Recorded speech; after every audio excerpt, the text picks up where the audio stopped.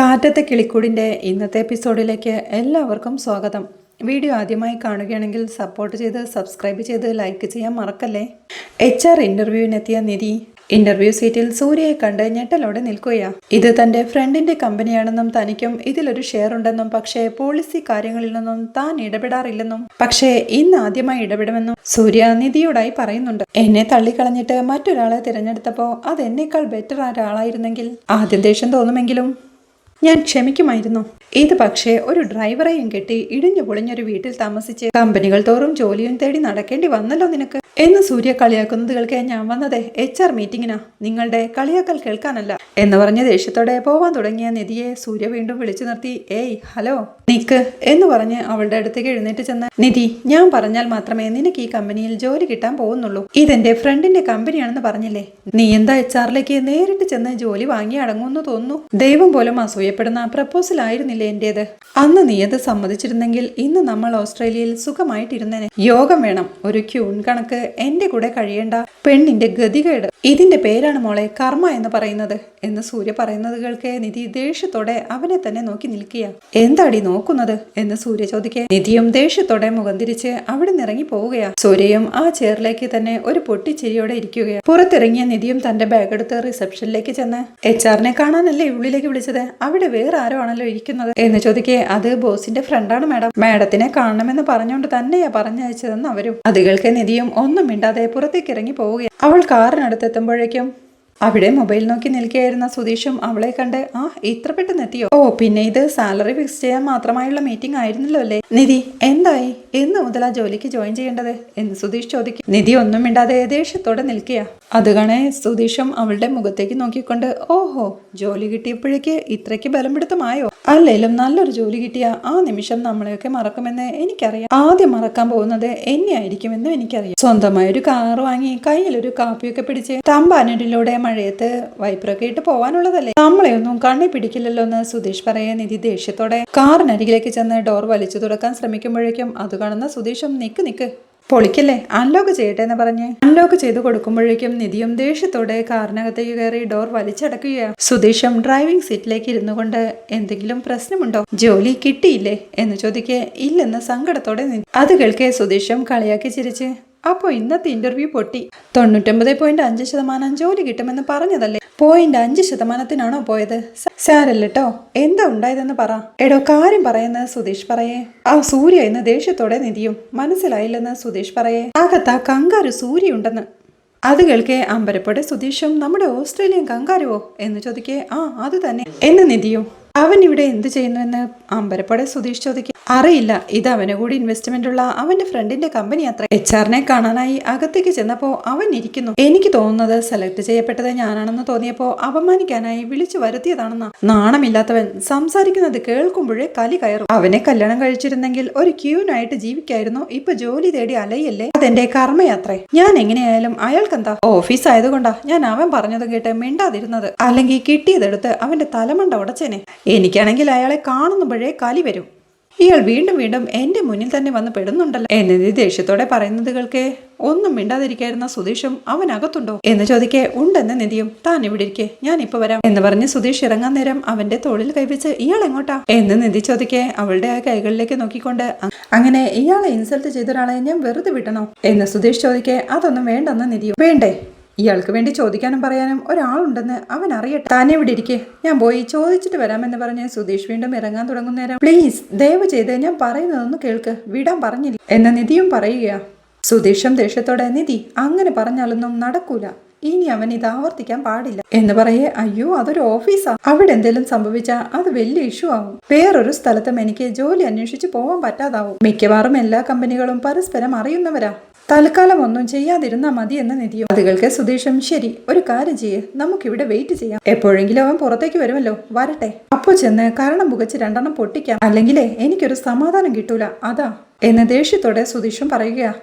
അല്ല, ഈ കങ്കാരു ഓസ്ട്രേലിയയിലേക്ക് പോവാതെ ഇവിടെ കിടന്ന് തിരിഞ്ഞു കളിക്കുന്നത് എന്തിനാ? ആരെങ്കിലും കെട്ടിപ്പോയി തുലഞ്ഞൂടെ കഴുതയ്ക്ക്. ബ്ലഡി ഫൂൾ എന്ന് സുധീഷ് പറയേ. അവൻ എന്തെങ്കിലും ചെയ്യട്ടെ, നിങ്ങൾ വണ്ടി എടുക്കുന്ന നിധിയും. അതെങ്ങനെ വണ്ടി എടുക്കാനാ? വെയിറ്റ് ചെയ്യേ, അവൻ വരട്ടെ എന്ന് സുധീഷ്. ദയവ് ചെയ്തൊന്ന് വണ്ടി എടുക്ക്, എനിക്ക് ഇവിടെ നിന്ന് പോയാൽ മതി എന്ന് നിധി ടെൻഷനോടെ പറയേ. ശരി, താൻ വെറുതെ ടെൻഷൻ ആവണം, പക്ഷെ ഒരെണ്ണം അങ്ങ് പൊട്ടിക്കാതെ എനിക്ക് എന്ന് സുധീഷ് വീണ്ടും പെറുപിറുക്കെ. പ്ലീസ് എന്ന് നിധി ടെൻഷനോടെ അപേക്ഷിക്കെ. ശരി എന്ന് പറഞ്ഞ് സുധീഷും വണ്ടി എടുക്കുക. യാത്രക്കിടയിലും നിധി ടെൻഷനോടെ ഇരിക്കുന്നത് കാണേ സുധീഷ് അവളെ വിളിച്ച്, എടോ താനത് വിട്ടേക്ക്, അതിലും നല്ല കമ്പനിയിലായിരിക്കും നിധിക്കിനി കിട്ടാൻ പോകുന്നത്, അതുകൊണ്ട് പോയതാന്നങ്ങ് വിചാരിച്ചാൽ മതിയെന്നേ എന്ന് പറയേ. പറയാനൊക്കെ എളുപ്പമാണ് എന്ന് നിധിയും. സുഭാഷ് ഏട്ടന്റെ കല്യാണം മുടങ്ങിയപ്പോ ഇയാൾ എന്താ പറഞ്ഞേ? അതിനേക്കാൾ നല്ലൊരു ബന്ധം സുഭാഷ് ഏട്ടന് കിട്ടുമെന്നല്ലേ? അത് എളുപ്പത്തിൽ പറഞ്ഞതല്ലോ, ആണോ? ആത്മാർത്ഥമായി ആഗ്രഹിച്ചു പറഞ്ഞതല്ലേ? അതുപോലെ ആത്മാർത്ഥമായി ആഗ്രഹിച്ചിട്ട് തന്നെയാ ഞാൻ ഈ പറയുന്നത്. നോക്കിക്കോ, കിട്ടാൻ പോകുന്നതേ ഒരു ഗംഭീര ഓപ്പർച്യൂണിറ്റി ആയിരിക്കും എന്ന് സുധീഷ് ആത്മവിശ്വാസം കൊടുക്കെ. ഞാൻ ശരിക്കും അപ്സെറ്റ് ആയിപ്പോ. എന്തൊക്കെ വിചാരിച്ചതാന്ന് ടെൻഷനോടെ നിധിയോ. ഒരു ഇന്റർവ്യൂ അല്ലേ കഴിഞ്ഞിട്ടുള്ളൂ, അപ്പോഴേക്കും ഇയാൾ ഇങ്ങനെ അപ്സെറ്റ് ആയാൽ എങ്ങനെയാ? ഒരു ഡ്രൈവർ പണി കിട്ടാൻ വേണ്ടി എത്ര ട്രാവൽസിൽ കയറി ഇറങ്ങണമെന്നറിയോ? താനൊരു ആർക്കിടെക്റ്റ് അല്ലേ, അവസരം ഇനിയും വരുമെന്നേ. വെയിറ്റ് ചെയ്യുന്ന സുധീഷ് വീണ്ടും പറയേ. എല്ലാവരോടും ജോലി കിട്ടുമെന്ന് ഉറപ്പ് പറഞ്ഞതാ, ഇനിയിപ്പോ കിട്ടില്ലെന്ന് പറഞ്ഞ അവരെന്ത് വിചാരിക്കുമെന്നാ എന്നിധി ടെൻഷനോടെ പറയേ. ആര്? നമ്മുടെ വീട്ടിലെ ആളുകളോ? എടോ, ഞങ്ങളൊക്കെ ജീവിതം മുഴുവൻ നാണക്കേടും തോൽവിയും കഷ്ടപ്പാടും ഒക്കെ എത്ര സഹിച്ചിട്ടുണ്ടെന്നറിയോ? തോൽക്കുന്നതും നാണം കെടുന്നതും ഞങ്ങൾക്കൊന്നും ഒരു പുത്തരിയല്ലെന്നേ. കോളേജിൽ ഞങ്ങളെ മലയാളം പഠിപ്പിച്ചിരുന്നൊരു മാഷുണ്ടായിരുന്നു, തമ്പി മാഷ്. മാഷ് എപ്പോഴും പറയും, ജയിച്ചിടം വിട്ട് പോരണം, തോറ്റിടത്തേക്ക് മടങ്ങണമെന്ന്. ആദ്യമൊക്കെ എനിക്കത് കേൾക്കുമ്പോൾ ചിരിയും ദേഷ്യവും ഒക്കെ ഒരുമിച്ച് വരുമായിരുന്നു. പിന്നീട് ഒരുപാട് പരാജയങ്ങൾ ഒരുമിച്ച് ഏറ്റുവാങ്ങിയപ്പോഴാണ് എനിക്ക് ഒരുപാട് കാര്യങ്ങൾ മനസ്സിലായത്. ജയിച്ചവരെ വളരെ കുറച്ചേയുള്ളൂ, തോറ്റവരാണ് കൂടുതലെന്ന്. നിധിക്ക് പരീക്ഷയിൽ സ്വർണ്ണ മെഡൽ കിട്ടിയപ്പോഴേ അത് കിട്ടാത്തവരും തോറ്റവരുമായിട്ട് ഒരുപാട് കുട്ടികൾ ഉണ്ടായിരുന്നില്ലേ? സ്കൂളിൽ ഓട്ട മത്സരത്തിൽ ഒരു കുട്ടി ജയിച്ചു കയറുമ്പോൾ ഒരുപാട് കുട്ടികൾ തോൽക്കാറില്ലേ? ജീവിതത്തെയും അത്രയ്ക്ക് സിമ്പിളായിട്ട് കണ്ടാൽ മതിയെന്നേ എന്നവൻ പറയുന്നത് കേൾക്കെ നിധിയും അമ്പരപ്പോടെ അവനെ തന്നെ നോക്കിയിരിക്കുക. അത് കാണുന്ന സുധീഷും കൊത്തി അതിൽ കൊത്തി. അപ്പോ ഇച്ചിരി ഫിലോസഫി തള്ളിയ ആൾ ഓക്കെയാണ്, എന്നാ പിന്നെ അതൊന്ന് ഫിനിഷ് ചെയ്തേക്കാം എന്ന് മനസ്സിൽ പറഞ്ഞ് വണ്ടി നിർത്തി. ഞാനിപ്പോ വരാമേ എന്ന് പറഞ്ഞ് ഇറങ്ങാൻ തുടങ്ങുന്നേരം എങ്ങോട്ടായെന്ന് നിധിയും. ഇപ്പൊ വരാന്നേ എന്ന് സുധീഷ് പറയേ. എങ്ങോട്ടായെന്ന് പറഞ്ഞൂടെ എന്ന് നിധിയും. വണ്ടിയിലിരിക്കെ, ഒരു കാര്യമുണ്ടെന്ന് പറഞ്ഞ് സുധീഷ് പുറത്തോട്ട് ഇറങ്ങി പോവുകയാ. പിന്നീട് അവൻ ഒരു സീറ്റ് ബോക്സുമായി കാറിനകത്തേക്ക് കയറി. ദാ എന്ന് പറഞ്ഞ് നിധിക്ക് നേരെ നീട്ടുമ്പോഴേക്കും എന്താ ഇതെന്ന് നിധിയും. ജോലി പോയതല്ലേ സ്വീറ്റ് ബോക്സ് എന്ന് സുധീഷും. ജോലി പോയതിന് സ്വീറ്റ്സോ എന്ന് നിധി ചോദിക്കേ. ഞാൻ അങ്ങനെയാ, പരാജയപ്പെടുമ്പോഴാ മധുരം കഴിച്ച് സെലിബ്രേറ്റ് ചെയ്യുന്നത്, അപ്പോ ജയിച്ച പോലത്തെ ഒരു സന്തോഷം തോന്നും. മുന്നോട്ട് പോവാനും ഫൈറ്റ് ചെയ്യാനും ഒരു എനർജി ഉണ്ടാവുകയും ചെയ്യും. So taste the sweet, continue the fight. വാങ്ങിക്കടോ എന്ന് പറഞ്ഞ് സുധീഷ് ആ സ്വീറ്റ് ബോക്സ് നീട്ടുമ്പോഴേക്കും നിധിയും പുഞ്ചിരിയോടെ അത് വാങ്ങുകയാ. യാത്രക്കിടയിൽ നിധി അതിന് ഒരു സ്വീറ്റ് എടുത്ത് കഴിച്ചുകൊണ്ട് സുധീഷിനും ഒരെണ്ണം നീട്ടുമ്പോഴേക്കും ഏയ് വേണ്ട, ഇയാൾ കഴിച്ചോ എന്ന് സുധീഷും. അപ്പോഴാണ് സുധീഷിന്റെ മൊബൈലിലേക്ക് തോമസ് ഏട്ടന്റെ കോൾ വരുന്നത്. അവൻ ആ കോൾ അറ്റൻഡ് ചെയ്യുമ്പോഴേക്കും നീ എവിടെയുണ്ടെന്ന് തോമസ് ഏട്ടനും. ഞാൻ ടൗണിലുണ്ടെന്ന് സുധീഷ് പറയേ. നീ വണ്ടിയും കൊണ്ട് ട്രാവൽസിലോട്ട് വാ, ഒരു കോ ഡ്രൈവർ ഡ്യൂട്ടി ഉണ്ടെന്ന് തോമസ് ഏട്ടനും. ആർക്കാ തോമസ് ഏട്ടാ എന്ന് സുധീഷ് ചോദിക്കേ. അത് പിന്നെ ആ കല്യാണ സുന്ദരം എന്ന് തോമസ് ചേട്ടനും. അങ്ങനെയാണെങ്കിൽ ഒരു 10 മിനിറ്റ്, ഞാൻ ഇപ്പോഴെത്താം എന്ന് സുധീഷ് പറയുമ്പോഴേക്കും ഓക്കെ പറഞ്ഞ് തോമസ് ഏട്ടനും കോൾ വെക്കുകയാണ്. സുധീഷും നിധിയോടായി, നിധി ഒരു അർജന്റ് കാര്യമുണ്ടായിരുന്നു, ഒരു ഓട്ടോ വിളിച്ച് പൊക്കോളൂ, എനിക്ക് അത്യാവശ്യമായിട്ട് ഒരു പണി ഉണ്ടായിരുന്നു എന്ന് ചോദിക്കേ. അതിനെന്താ, ഞാൻ പൊക്കോളാമെന്ന് നിധിയും. സോറി കേട്ടോന്ന് സുധീഷ് പറയേ. സാരമില്ലെന്ന് നിധിയും. അങ്ങനെ സുധീഷും ഒരു ഓട്ടോയിൽ കയറി തോമസ് ചേട്ടൻ പറഞ്ഞ് വീട്ടിലേക്ക് പോയിക്കൊണ്ടിരിക്കുക. അവൻ മൊബൈൽ എടുത്ത് കല്യാണ സുന്ദരൻ സാറിനെ വിളിക്കുമ്പോഴേക്കും റെഡിയായി മുറ്റത്തോട്ട് ഇറങ്ങി വരികയായിരുന്ന സാറും കോൾ എടുക്കുകയാ. സാർ, ഞാനാണ് ട്രാവൽസിൽ നിന്ന് സുധീഷ് എന്ന് സുധീഷ് പറയേ. എത്ര നേരമായി വിളിച്ചിട്ടെന്ന് സാർ ഇത്തിരി ദൂരെയായിരുന്നേ, മാത്രമല്ല ഇങ്ങോട്ടെത്താൻ നല്ല ട്രാഫിക്കും ഉണ്ടായിരുന്നു, ഞാൻ എത്താറായെന്ന് സുധീഷ് പറയേ. പെട്ടെന്ന് വായെന്ന് സാറും. ശരിയെന്ന് പറഞ്ഞ് കോൾ വെച്ച് ചേട്ടാ ഒന്ന് വേഗമാവട്ടെ എന്ന് സുധീഷും ഓട്ടോക്കാരനോട് പറയുകയാണ്. പിന്നീട് സുധീഷ് ഓട്ടോയിൽ ആ വീട്ടിലേക്ക് എത്തി. സോറി സാർ, ട്രാഫിക് ആയിരുന്നു അതായെന്ന് സാറിനോടായി പറയുമ്പോഴേക്കും സാരമില്ല പോവാമെന്ന് സാറും. ശരി സാർ എന്ന് പറഞ്ഞ് സാറിന് ഡോർ തുറന്നു കൊടുത്ത് സുധീഷും ഡ്രൈവിംഗ് സീറ്റിലേക്ക് കയറിയിരുന്ന് പ്രാർത്ഥനയോടെ യാത്ര തുടങ്ങുകയാണ്. യാത്രക്കിടയിൽ സുധീഷ് സാറിനോടായി ചോദിക്കുന്നുണ്ട്, ഡ്രൈവർ എവിടെ പോയി സാർ? അവന്റെ പെങ്ങളുടെ കല്യാണമാ, ഒരാഴ്ചയായി സ്ഥലത്തില്ല എന്ന് സാർ പറയേ. സാർ എങ്ങോട്ടേക്കാ? ഓഫീസിലേക്കായെന്ന് സുധീഷും. തമ്പാനൂർ ഓഫീസിലേക്ക്, അതിനു മുമ്പ് ഒരാളെ പിക്ക് ചെയ്യണം എന്നയാൾ പറയേ. ആയിക്കോട്ടെ സാർ എന്ന് സുധീഷും. അപ്പോഴേക്കും സാറിനൊരു കോൾ വരിക. അദ്ദേഹം കോൾ അറ്റൻഡ് ചെയ്ത് ഹലോ, ഞാൻ വരികയാ. എവിടെയാ? ശരി വേണ്ട, ഞാൻ അങ്ങോട്ട് വരാം. ഓക്കെ എന്ന് പറഞ്ഞ് കോൾ കട്ട് ചെയ്യുക. പിന്നീട് സുധീഷിനോടായി, സുധീഷേ പോർട്ടോ മരിയ ഹോട്ടലില്ലേ, അതിന്റെ മുന്നിൽ നിർത്തിയാൽ മതി, ആൾ അവിടുന്ന് കയറിക്കോളും എന്ന് പറയേ. ശരി സാർ, ഓക്കെ എന്ന് സുധീഷും.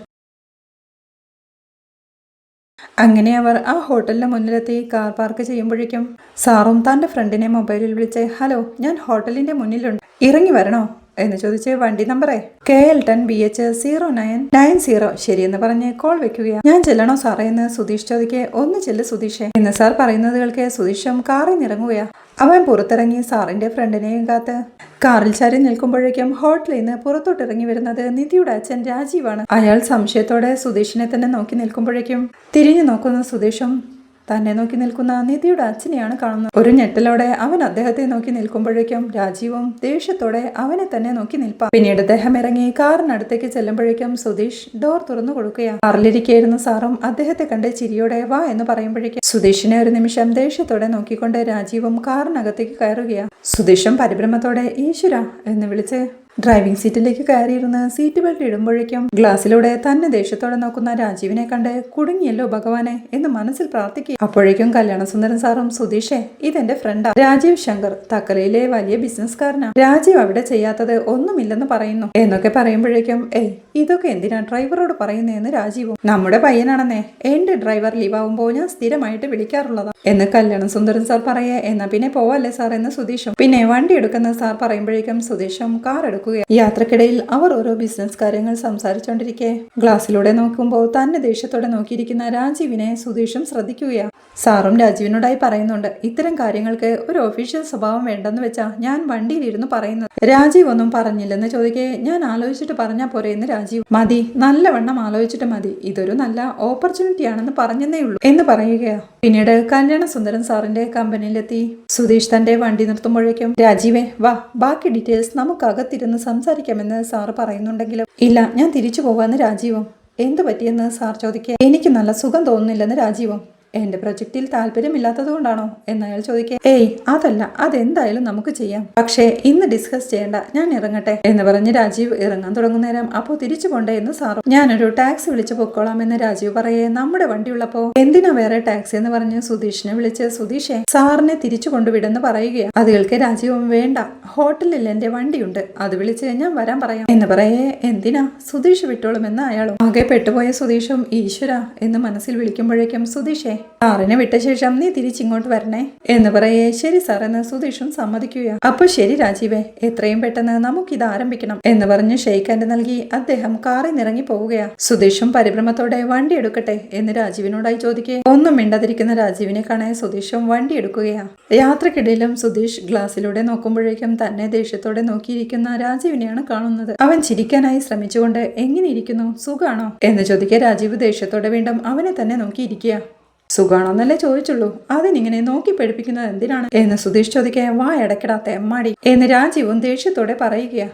അങ്ങനെ പറയരുത്, ഞാൻ അങ്ങനെ ഒരാളല്ല. ഇപ്പൊ തന്നെ കണ്ടില്ലേ, ഞാൻ ഡ്രൈവറായിട്ട് വന്ന നിങ്ങളുടെ ഫ്രണ്ട് കല്യാണ സുന്ദരൻ സാറ്. എത്ര സ്നേഹത്തോടെയാണ് അയാൾ എന്നോട് സംസാരിക്കുന്നതെന്നറിയോ. വലിയ വലിയ കമ്പനി കാര്യങ്ങൾ വരെ ഞാൻ കേൾക്കെ ഡിസ്കസ് ചെയ്യാൻ ഒരു മടിയും കാണിക്കാത്തതിന്റെ കാരണം എന്താ, എന്നിലുള്ള വിശ്വാസം. അതാ ഞാൻ പറഞ്ഞത് ഞാൻ അത്ര മോശം ആളൊന്നും അല്ലെന്ന് എന്ന് സുധീഷ് വീണ്ടും പറയേ. നിർത്തടാ എന്ന് ദേഷ്യത്തോടെ രാജീവ്. എട്ടും പൊട്ടും തിരിയാത്ത ഒരു പാവം പെൺകുട്ടിയെ ഓരോന്ന് പറഞ്ഞ് മയക്കിയെടുത്തിട്ട് നീ എന്നോട് സംസാരിക്കാൻ വരുന്നു എന്ന് രാജീവ് ദേഷ്യത്തോടെ ചോദിക്കേ. നിങ്ങൾ 21 വർഷം വളർത്തി വലുതാക്കിയ കുട്ടിയെ ഞാൻ 2 ഡയലോഗ് അടിക്കുമ്പോൾ മയങ്ങി വീഴാൻ നിങ്ങളുടെ മോളെന്താ അത്രയ്ക്ക് വീക്കാ എന്ന സുധീഷിന്റെ ചോദ്യങ്ങൾക്ക് ദേഷ്യത്തോടെ സുധീഷിനെ നോക്കിയിരിക്കുന്ന രാജീവിനെ കാണിക്കുന്നിടത്താണ് ഈ എപ്പിസോഡ് അവസാനിക്കുന്നത്.